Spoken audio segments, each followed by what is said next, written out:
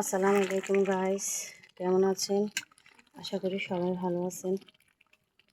আল্লাহর রহমতে আমরা আলহামদুলিল্লাহ ভালো আছি। তো দেখেন আজকে কি রান্না করছি।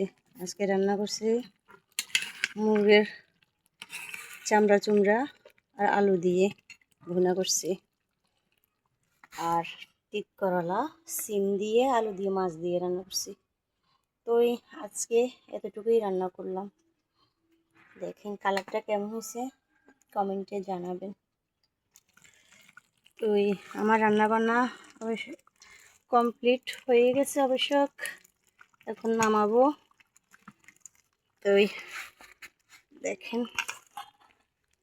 এই যে নামালাম।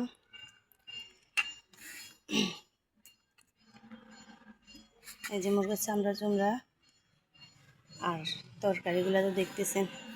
তো কেমন হয়েছে কমেন্টে জানাবেন। সবাই ভালো থাকবেন, সুস্থ থাকবেন।